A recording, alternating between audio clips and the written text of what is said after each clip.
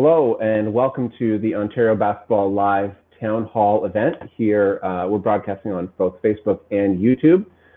On behalf of Ontario Basketball, my name is Devin Gray, and I'd like to welcome you all tonight, whether you're from Sudbury or Sutton or Ottawa or Oshawa or anywhere across this province.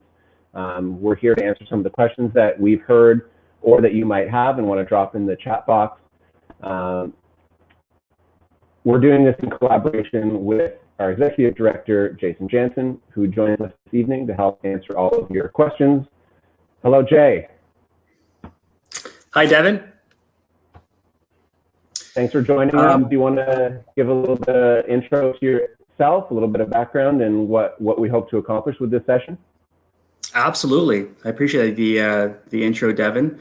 And thank you to everybody out there for the ongoing support and the patience as we navigate through some really difficult times right now. As Devin said, and as you likely would know, having been with the organization for 2 decades now nearly, I'm Jason Jansen. I'm the Executive Director, and I'm very proud to be the Executive Director of OBA. We're pleased to offer another forum this evening in which we can communicate with our members and the general basketball and sporting community.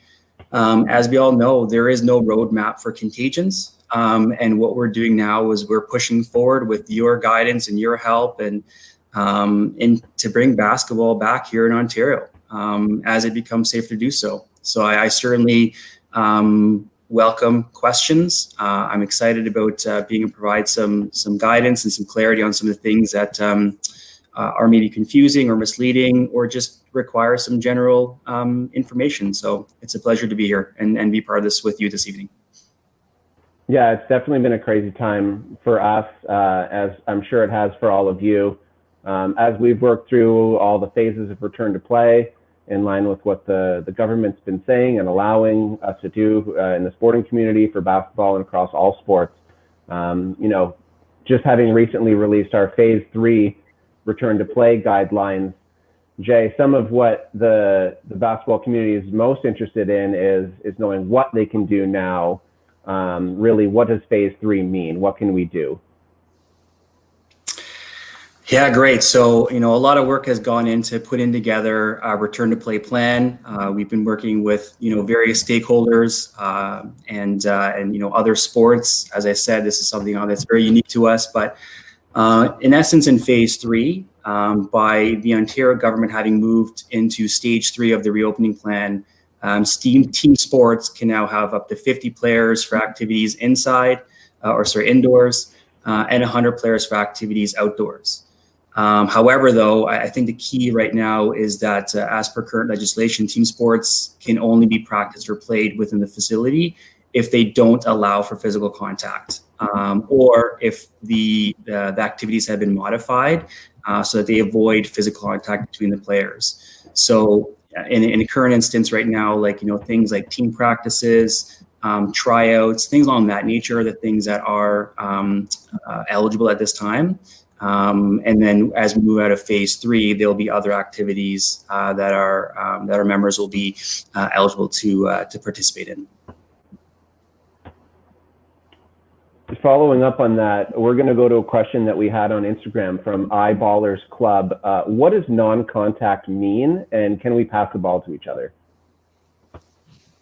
Great question. Definitely appreciate that coming from our audience. So while players are required to avoid contact, it is our understanding and interpretation that, and actually just in verification, that basketballs can be shared at this time. So there isn't a need for one basketball to be utilized by one player at a time. Basketballs can be shared, so the equipment itself can be shared. But what I will say when it comes to the non-contact, the non-contact is essentially like self-explanatory, but the unique thing for basketball is for those who, unlike the majority of us, will understand and know playing the sport, it's a very physical sport. And so, incidental contact is something that's going to happen. But, for going up for a board or for diving for a ball, or if there's a hand check, in the current context, that would be contact, and that's something that obviously wouldn't be eligible. But what I will say is that Ontario Basketball currently is lobbying the Ontario government, along with a number of other team sports, to allow for something like incidental contact.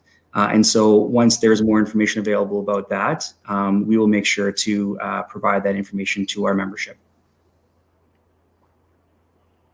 Definitely. As far as non-contact, we're looking to provide some further guidelines to clubs shortly about different types of activity they could do in a practice scenario. Our basketball development team's working on some example drills and skills that'll give teams a little bit more background on what would be acceptable this fall as we work towards a return to play. One of the things that we did is speculate about what phase 4 will look like. And we got a question from Mark Fulton on Facebook wanting to know in the outline for phase 4 that we may be doing some exhibition or mini tournaments in the fall.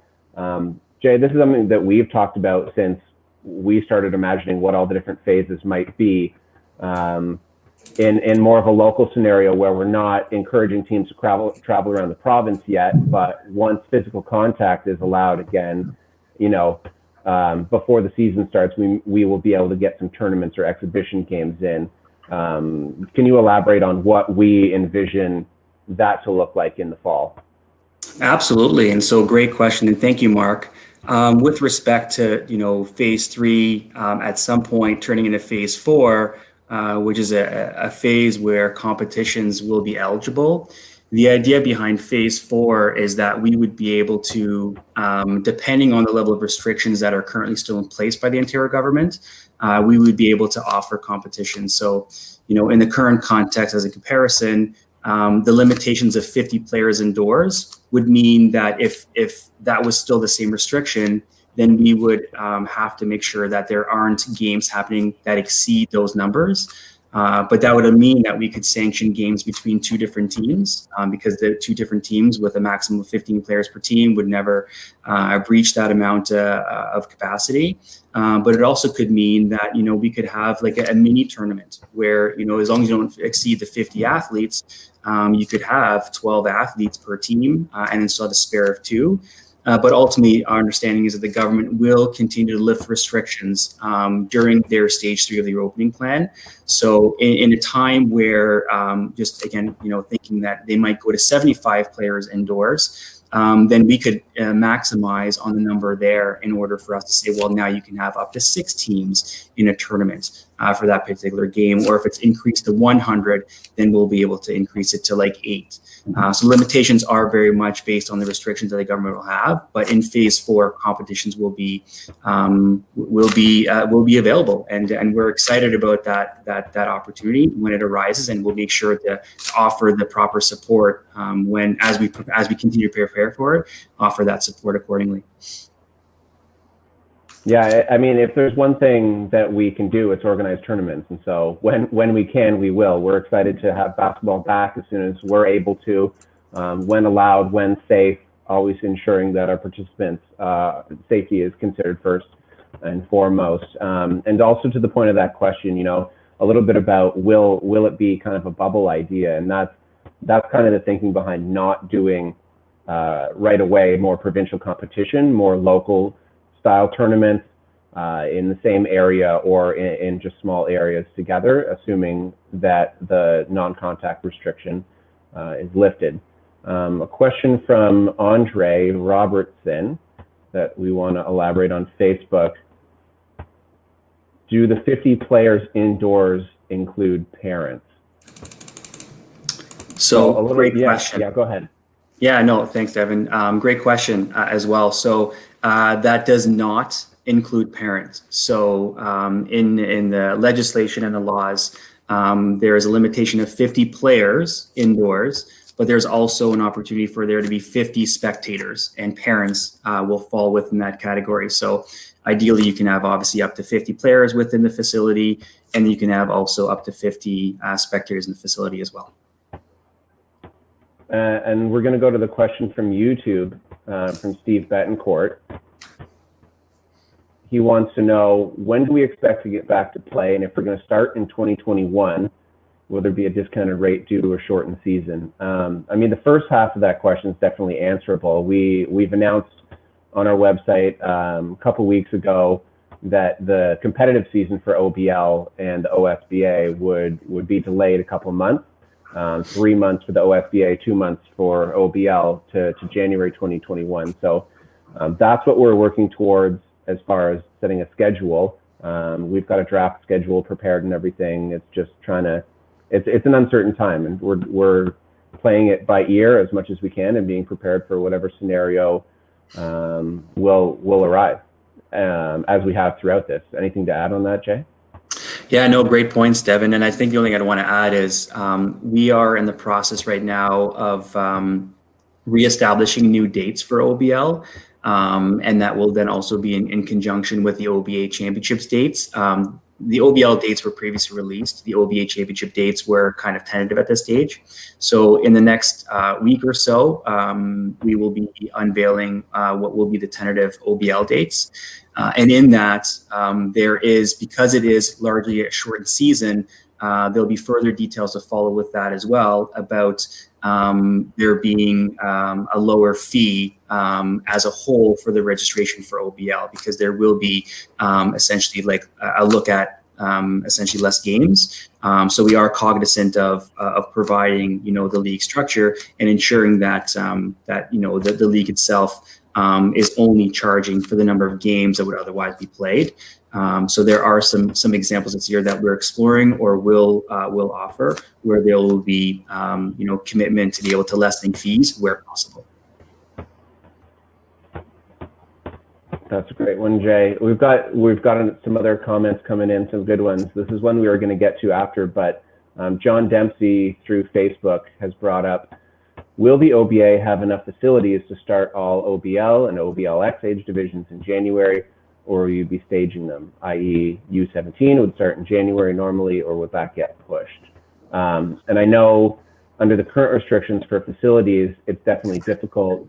We've been hearing that a few school boards might handle their permits differently.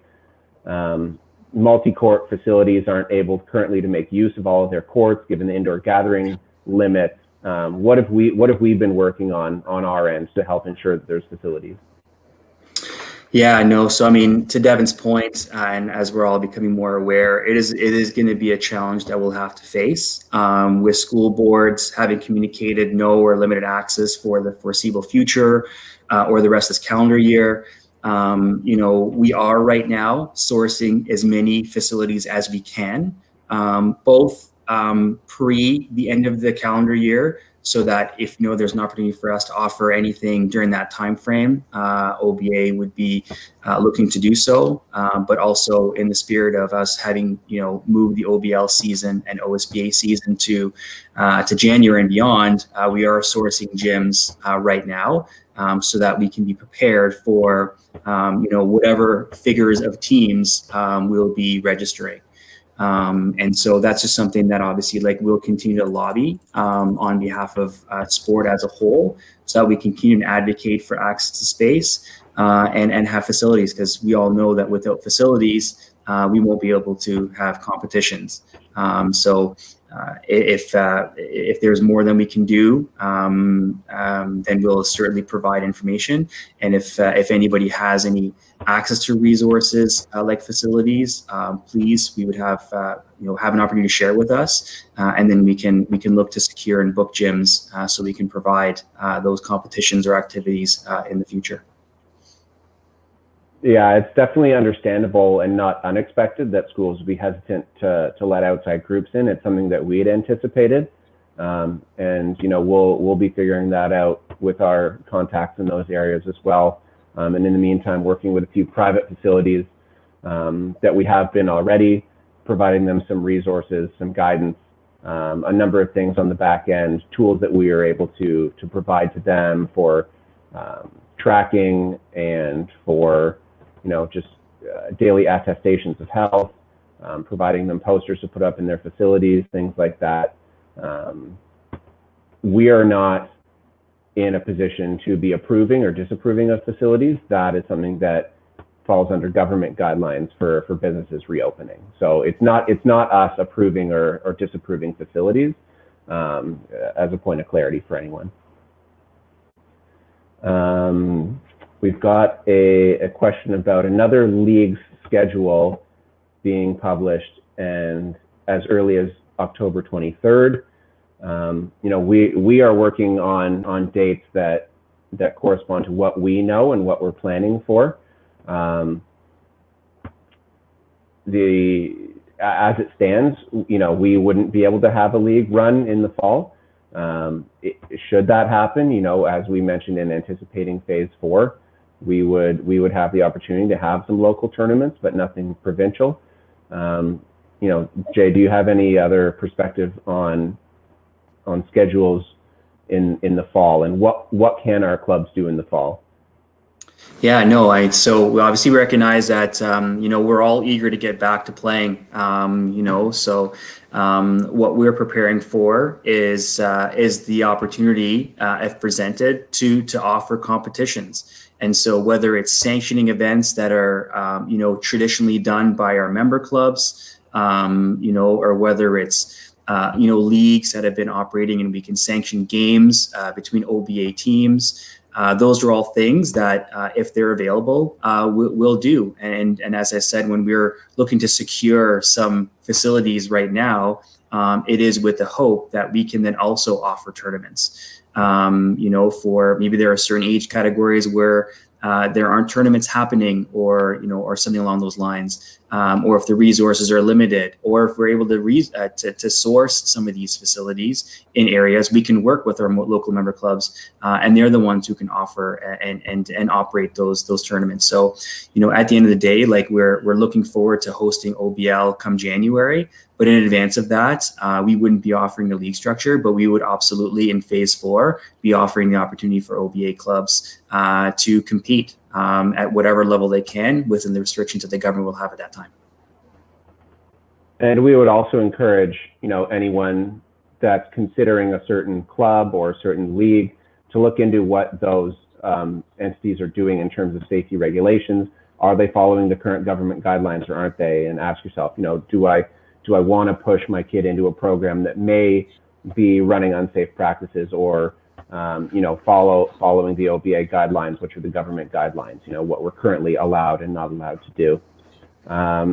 Following up on some of these other questions about kind of the way that the age groups will launch in January. Jay, you have seen the draft schedule and looked at it a little closer than I have. Is there a way that the age groups are set in a way that they'll be staggered, or how will that work in the new year? So, no, great question. And again, we're excited to obviously release those really soon. The concept behind it is very similar that we're all accustomed to. So understand that obviously there are limitations with the number of weekends that are available between January and the OBA championships, whether they're in April, May, or June. But much like we're accustomed to previously, they are staggered, so that obviously staggered in the same tradition that they've always been, so that teams can play their games, on the weekend, and know that there's time in between to practice, to do other tournaments or do other games. But the same tradition that you've seen in OBL since its inception would be the structure that we're looking to offer come January. And in the meantime, as teams prepare, I think come January, we'll have some of the most prepared teams we've ever had. Lots of extra practice time. How are teams, given that teams will be together, given that they can currently practice, some clubs are wanting to go through the tryout process. A little difficult, given that non-contact basketball is kind of the rule right now, makes defense a little bit difficult.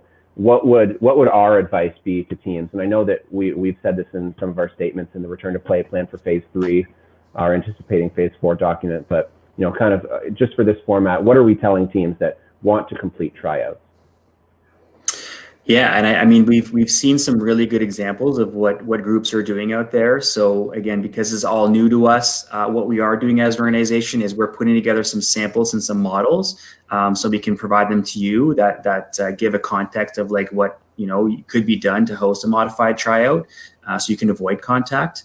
One of the examples that we've seen frequently so far this year is as teams are doing it outside. they're able to secure, a basketball court. And as long as you obviously, make sure that the area is safe and you're following the government guidelines and the health protocols that are there, it would be a great way. And we use the word pivot in basketball, right? So that's a great pivot. Instead of being accustomed to doing it indoors, we're now doing it outdoors. And with outdoors, tryouts can be larger because you can have up to 100 players who can come. So if there's that much interest right now in players trying out for something, then we welcome that. So if it's indoors, obviously tryouts are for up to 50 players. If it's outdoors, up to 100 players. But as we continue to see things that are happening in the community, we can share best resources. But also, you'll see some samples and some models from us of how to do modified tryouts. As access to gyms becomes more available in the coming months. And also, we're encouraging you to reach out to all your athletes from last season. Inviting them back is a great way to kind of bridge the gap between last season and this season. We know a lot of people were as disappointed as we were that the season couldn't be finished. So I'm sure they'll want to be back and finish the mission of last season. Kip Donegan a couple of minutes ago had a great question. We've kind of answered the first part of it as far as will the ages be staggered, but as far as the championships, how far back could they potentially be pushed? Would we ever go into the summer with this stuff? So we do have a format and a framework for the OBA championships and specific dates in the same tradition that we've done for OBL. It's a framework that we're all accustomed to. But I think obviously ultimately what we've come to understand, and even in the last couple seasons, we've had snowstorms or other things come that shuts down divisions or shuts down weekends, right? So what we're doing is we're organizing ourselves so that the OBA championships are happening respectively in April, May, and June. But if necessary, we do want to have contingencies in place so that if we do need to pivot at any point because of everything else obviously right now is very uncertain, that we would still look to offer something a little bit later if necessary. But again, the idea is to have OBL basically take place beginning in January, respectively until a couple weeks before the OBA championship. And the last weekend would basically take place for the older boys in June.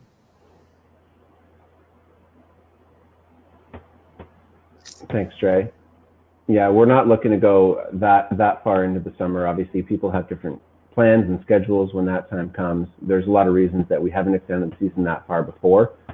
We are keeping our options open for certain things. And speaking of keeping our options open, phase 4 that we've talked about is really speculative. And question from Andre Robertson, not Andre Roberson of the Thunder. To move into phase 4, wouldn't social distancing rules have to be relaxed? Has there been an update on whether they would be different for athletic competitions and the regular public? We're awaiting the government's decisions on health and safety as much as you are. Yes, definitely there would have to be a change in what's allowed and not allowed to be able for us to move into phase 4, and that would be the removal of the non-contact clause, which is something that we've directly asked the government about. We have, kind of done our own way of lobbying for the removal of that, assuming that it is safe. And when that time comes, we will be able to have games. That's what games are missing right now. You need to be able to have incidental or what we're calling non-sustained contact. Anything to add to that, Jay, about what it would take for us to move into phase 4? Yeah, no, those are all great points, Evan. I think, some of the confusion that lied there before was there was a term that was used, and it was prolonged contact. And so, in the current context, prolonged contact can be, interpreted, how it would be from various people. But because the prolonged piece has been taken away and now it's no contact, it's obviously more direct and unfortunate just in the current context, not an opportunity for us to offer the competitions just yet. But the idea behind the move to phase 3 to phase 4 is that once the non-contact piece is lifted, we'll be able to start putting together some competitions again. And it goes back to the idea of the restrictions that would still be existing. So if there's specific capacity restrictions with respect to the number of players in the gym, then obviously the tournaments would have to be limited to that particular number, or the games. But once we're in phase 4, we'll be able to offer competitions, and that's obviously something that we're all eager to do. Bit of a long question from Michael Rayo, so when we pull it up, it might cover our faces. There we go. From Basketball World Toronto, wants to know about government funding to help sports organizations. Jay, this is something that we've been keeping track of for sure, kind of anticipating some funding to help us out. Will this help at the club level or for OBA players to access? And how would this help? Yeah, and so we have been advocating and lobbying on behalf of our organization, which includes our member clubs, for financial relief measures or subsidies in order for us to be able to have the participation rates stay similar or stay the same or even be increased. The most recent one that we have been made aware of is communication that we shared just this past week with respect to the Resiliency Fund through the Ontario Tournament Foundation. So for any groups that are not-for-profit who are looking for relief and subsidies this time, that would be a really good avenue that's been introduced again through the OTF, but by our ministry, MHSTCI, in order for local organizations, in our case basketball, to be able to access. And another one we can quickly address here, this question comes from YouTube. It's Coach Steve Betancourt. Wants to know about insurance is supposed to expire August 31st for athletes. Is there options for practicing for stage 4? And I know this is something that we had to make a clarification on and make a website post and announcement.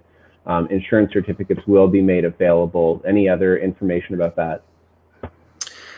So, I mean, it's for us, the way we're going into this particular part of the topic going into the season, it's very much the same as it's been for, however many years. We are going to be able to offer insurance certificates upcoming. So we're just waiting for the access on the platform. We've renewed with our insurance broker, in the process of renewing with our insurance broker. And as soon as we have access to the insurance certificate platform, we will start extending from from the end of August 31st, 2020, so that you're going to have insurance certificates until August 31st, 2021. And so to Devin's point, obviously that was communicated a couple of weeks ago. So we're just kind of in a holding pattern to wait for that. But we will make sure that once we have access to that, it'll be disseminated. Much like it has been in the past, we receive requests from member clubs. They provide us with the areas or the facilities that require the insurance, and we'll issue them. And that, like I said, will obviously be then provided and given to those sources, and will get us through to August 31, 2021. I'm actually going to go to a question now from Instagram that didn't come from the chat, a previous question that we got just in terms of people looking for facilities. They're not easy to come by right now. I mentioned earlier in this session that, we have no role in approving or, validating what is a facility that's following government guidelines. They're subject to those essential business and reopening business guidelines. But from Hoop Therapy Canada, what facilities are open and how should I go about finding out or getting permits? And, for now, we understand it's the private facilities, and the best thing to do would probably be to reach out directly to them.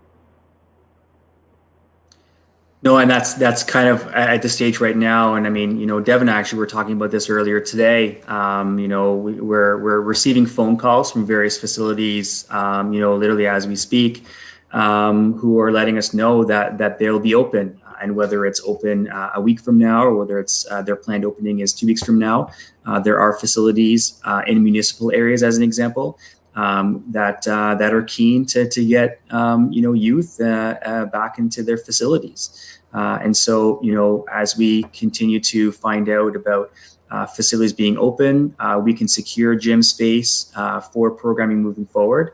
And if people, want to get a sense of like what kind of facilities are available at this time, we can certainly obviously provide some kind of correspondence or communication to aid with that as well. To Devin's point, obviously, like when it comes to the securing of space, the space itself will be responsible for any of the health protocols. But we'd certainly obviously want to be a facilitator for our member clubs to be able to gain access to gyms. And so we'll continue that dialogue going and that support out there. We're going to go to a question that just came in from Facebook from Kingsville Class.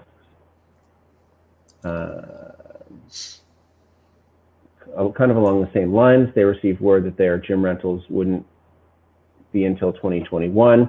What would we recommend in terms of being able to practice? I know that we have issued a clarification about outdoor training to say that your insurance does extend to outdoor training. So outdoor training obviously won't be as appealing come October, November. And hopefully some facilities are more opening or more, encouraged to open their doors by that time. But, we're doing everything we can to try to help facilities, provide them guidance. They're reaching out to us to ensure that they're doing all the right things as far as their return to play protocols. Philip Vesley had another good question at 7:25. He asked, is there an agreement being sent to clubs to ensure they're following the health and safety rules? What happens if some don't comply?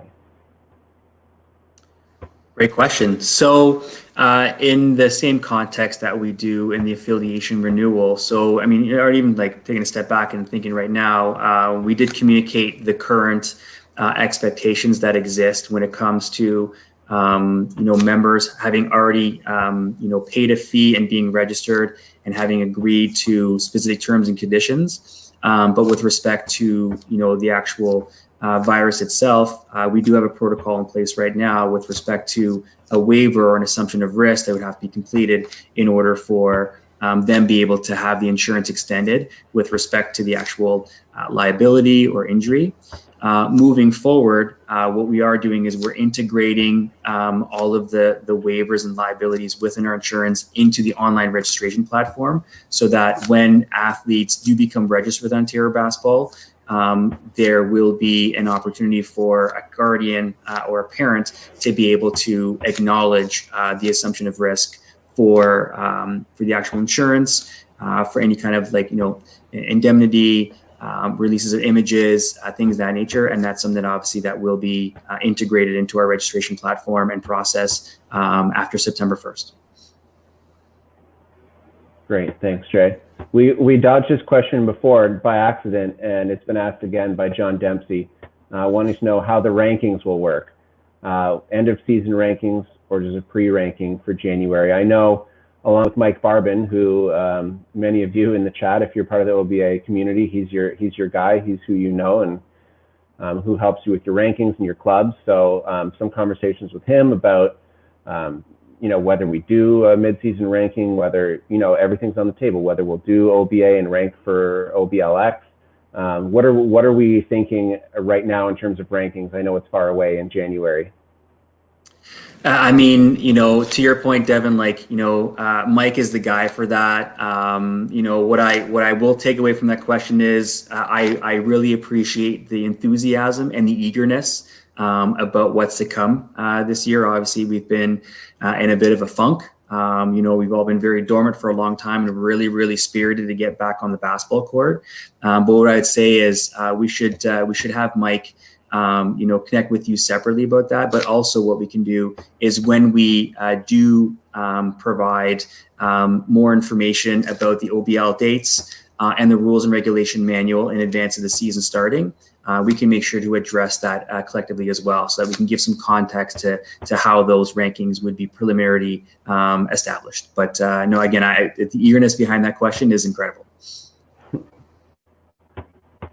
Definitely. And we've got maybe a final one here from Christina. I've got another one as well that has been asked, but Christina wants to know and asked through Facebook, currently the province is opening phases in areas based on local risk. Will the OBA consider a phased approach to the areas, or will it always be province-wide?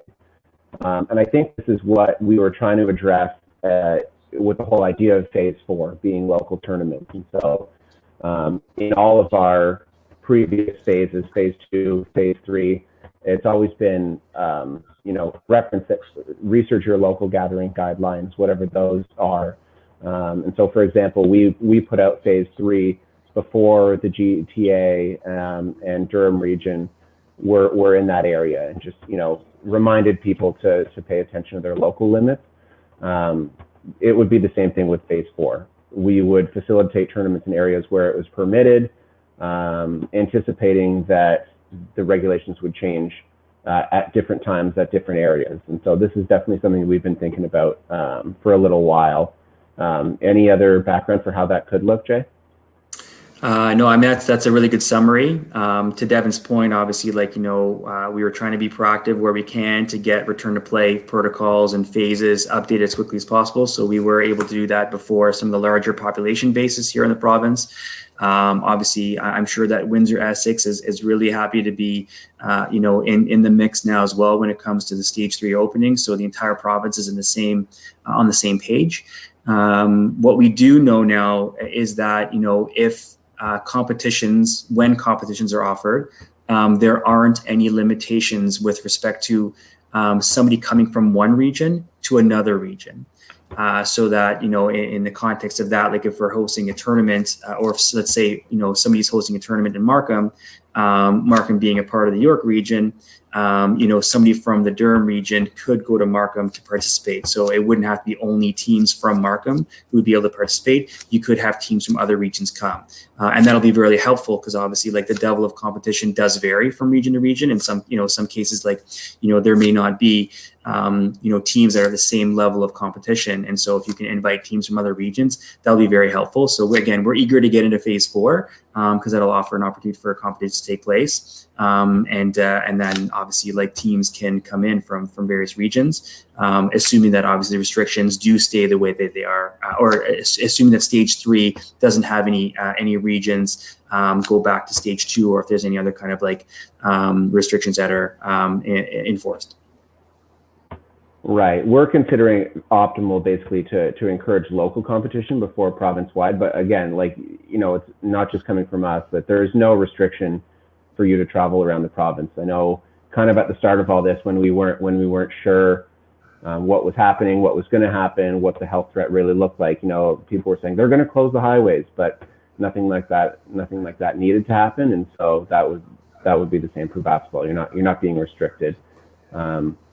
Jay, another question that we can clear up real quick is one that we've got a couple times just through Instagram, Twitter, different sources. People want to know, in a multi-court facility, can you have, we know the gathering limit is 50, but if there's multiple courts, can you have 50 on one court and 50 on another? So another great question, and we've been looking for clarity on that as well. So at this time, it is 50 in the entire facility, not per court.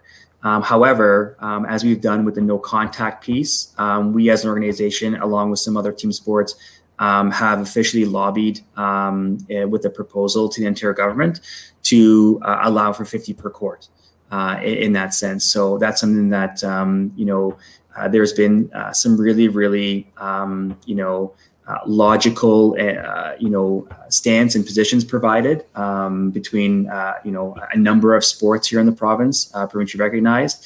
And we feel that when it comes to basketball courts in a facility or hockey, pads within an arena, that, there shouldn't be a limitation on that front. And so we're looking forward to the government being able to address that official lobby, not complaint, but formal proposal we put together.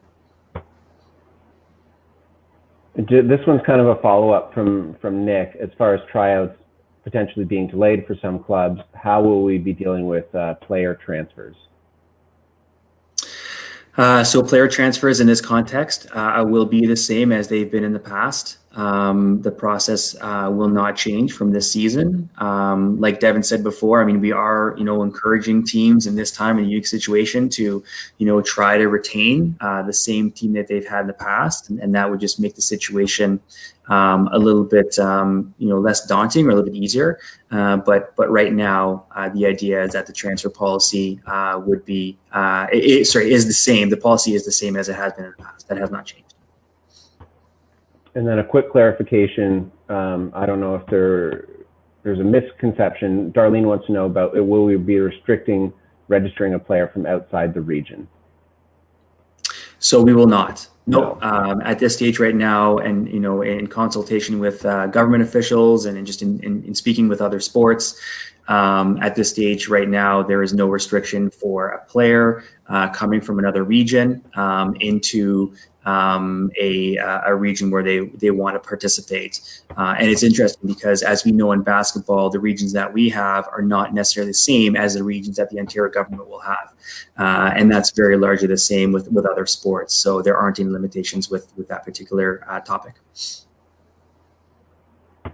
And just quickly, I meant to say this off the top, that this will be made available to watch afterwards. You can watch the full video, share it, watch as many times as you'd like. And obviously, if you have any questions that you think of afterwards, you can leave them underneath, and we'll address them there. Jason and our email is listed on the website. You can always reach out to us that way, or just ask the question through Twitter, Instagram. We're always good at getting back. This is an example of the way that we're trying to communicate and over communicate, so that, we know there's a lot of questions out there and a lot of confusion. We're definitely confused sometimes, so we get it. And that's why we're just trying to give you all the information that we have. So that answers Mark's question about the sharing with the coaches. So yes, please share this with whoever you feel you need to. Mark, you're a question answer asker on Twitter as well. We know you as Fender Guy. Okay, question from Jim on YouTube. Wants to know, how many games potentially will the OBL season be? And then, would the season for the older age groups, high school age, begin after March break or later? So great question. I don't want to be committal on that in a live forum. What I would say is, stay tuned. That information is information that we basically have in a final draft to be able to disseminate very shortly in the next week or two. But the idea behind everything is, like I said before, the tradition that you've seen in OBA is there'll be a certain number of games. You'll play them over the course of, as many weekends as we're participating, and the older boys will start later than the younger age groups, or even on the female side. So that tradition that you've seen will, in essence, be what you're going to see moving forward. But stay tuned for that information. It's coming very shortly. Appreciate the question. Okay, we're going to take just a couple more and try to wrap this up, but there is kind of a good one from Kip, and it's something that we've talked about when hosting a tournament. That really is our league format, is tournaments. And so this is how we're focusing our protocols for these teams and for facilities. And it's definitely something that we've talked about, is having staggered start times per court. We included it as a mitigating risk ability that we are able to encourage facilities when we're lobbying the government, as far as having start times staggered by 15 minutes for each different court in a multi-court facility, and also each game to follow on each court, allowing enough time to sanitize all the fixed structures. Any other perspective on that, Jay, to add? No, I think that was summarized incredibly well. At the end of the day, we're all just trying to do what we can to, mitigate risk, in the interest of the health and safety of Ontarians. And so we all play our part individually. we play our part as an organization, and the facilities play a part in all of that. So, we're in all this together, and it'll be us collaborating to come out of it at the other end. So all we can do is work together to be safe with and around each other. And then quickly we can address about coaching certifications. Nick wants to know any updates regarding coaching certifications for the coming year. Yes, so great question, Nick. It's one that we were hoping to have an answer for you tonight, but there are some further conversations that are taking place with Canada Basketball and the Coaching Association of Canada, and so with them being the ones who are responsible at the highest level to provide that. We are anticipating information about that very, very soon. And we're waiting for them to basically give us the green light so that we can, offer coaching clinics. Right now, I think we can probably all agree it's a very timely situation where we're in a bit of a hiatus or in a dormant state. And if there are coaches out there who are eager to get their certification, this is the time that we want to offer it. So we weren't able to offer anything because of limitations at the national level. But I know that obviously speaking with the CAC and CB, they're eager to be able to provide that again in whatever format that would be, whether it's in a virtual context or whether it's also still with some in-class components. That's to be determined. But I know they're very eager to obviously offer that. They just obviously have to do due diligence to make sure that the proper protocols and procedures, health and safety measure, things of that nature are aligned before they can make a commitment. But we're in the process of getting that information, and as soon as we have it, we'll make sure to disseminate that to our membership. Thanks, Jay, and thanks for all of your answers and perspective here. I think we've done a good job of answering a lot of these questions. We're going to start wrapping up at this point. Any questions that didn't get answered or that you still had, leave in the comments. This will be archived on Facebook and on YouTube. We'll put it up on our website. You'll see some of the clips of these questions on our social media. Just know that we're continuing to advocate for basketball's return, keeping up to date with all the government's protocols, latest announcements as we go forward, and we'll keep you in the loop as we do. JJ, anything to add before we sign off? Thank you to everybody for your patience, for your support, for your guidance. Like I said, we're in this together. We're going to come out of it together. We're utilizing this as another platform for us to keep us informed. So we'd love to have your feedback, aside from the number of people who are logged in today and viewing this. We love your feedback about whether this is another platform that you'd like us to do moving forward. It's something that we'd be happy to do. We're delighted to do it for the first time, and if it's something that will be beneficial for our membership to provide beyond newsletters and news postings and social media and so on, we'd be happy to do so. So your feedback about how effective this was or wasn't, we also welcome constructive criticism about anything as well. Please let us know, and we'll continue to do what we can to bring basketball back in Ontario as soon as possible and as soon as it's safe to do so. Yeah, and thanks everyone for your time and for joining us and maybe taking a break from the Raptors game. Perfect timing. Have a great night.